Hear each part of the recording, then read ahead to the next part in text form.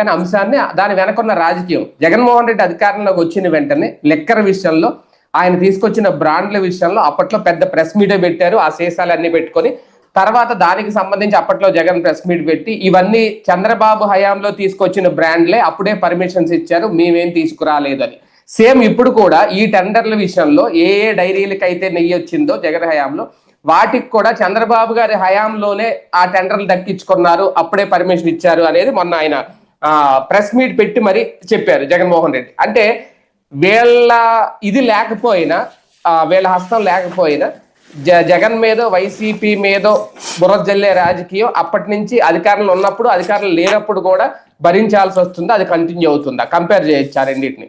ఇప్పుడు మనకేమైపోయిందంటే చదువుకున్నవాడు కొంచెం బ్యాలెన్స్డ్గా ఆలోచిస్తాడు అనుకుంటాం.